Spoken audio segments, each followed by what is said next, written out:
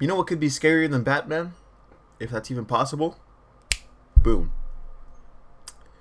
Yep. Nightmare fuel. Hey everyone, and welcome back to another brief history. Today's subject of analysis is Kirk Langstrom, aka Man-Bat, every neckbeard's fanfiction wet dream. Ladies and gentlemen, my wet dream. My wet dream. We're going to be going over Man-Bat's abilities, a brief history of Kirk Langstrom and how he became Man-Bat, and a few fun facts here and there, because there's not, as far as I can tell, there's not a whole lot of Man-Bat, but he is a pretty famous character.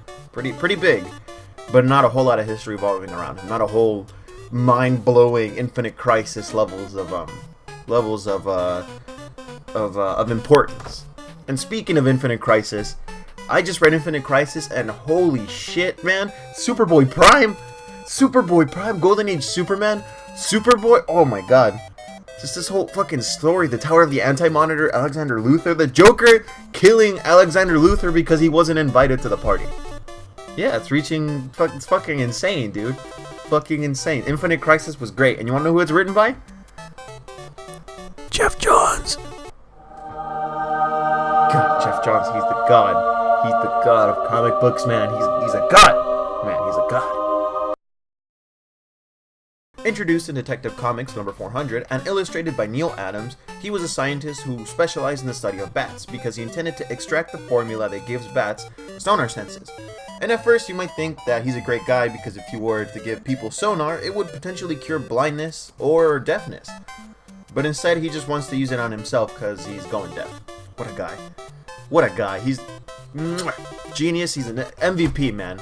Give him not the Darwin. What's the fuck? The Nobel Peace Prize. Give him the Nobel Peace Prize. Fuck it. But in a sixth sense of irony, I think, the formula he created slowly begins to transform it in... Fuck.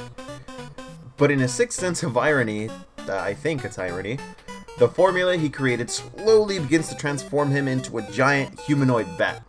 A man-bat, if you will. He has no free will while in this bat form and is reduced to a mindless and violent beast. As a result, he tries to steal chemicals that will help reverse his transformation, but as a result, clashes with Batman for the first time. Batman, of course, wins the fight because, you know, he's Batman, and Batman gives him the antidote to turn him back into a human. After refining his serum, Kirk Langstrom gains control over his bat side and is able to retain consciousness while transformed. For a short period, he begins to work as a part-time detective and crime fighter, but over time realizes he missed something in this formula, which causes his mind to go back to primal instincts. Much like me on a Saturday night.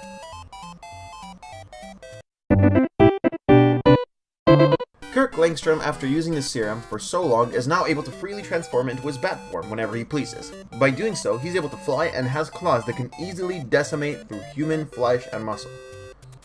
Fuck, dude. As well as this, he also has echolocation much like a man, bat, and possesses superhuman strength, speed, and senses, including vision and hearing. Finally, he has the ability to scare the absolute shit out of anyone. Look at this! Who's the degenerate fuck that did this? Tell me, please, please, I need to consult with them because they are giving me nightmares over this shit. Kirk Langstrom isn't the only version of Man-Bat. As a matter of fact... God damn it. As a matter of fact, there's a version of Batman from Batman Vampire that is an actual bat. The story is kick-ass and I recommend everyone read this story. It's pretty fucking good. Batman fights Dracula, dude.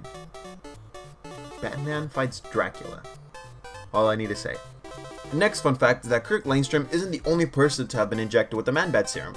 At some point in the publication history, I forget which one it is. I can't remember exactly if it was Batman Battle for the Cowl or if it was the story where Damian Wayne was introduced into continuity. I don't remember exactly. I have to reread, but it was somewhere along that line.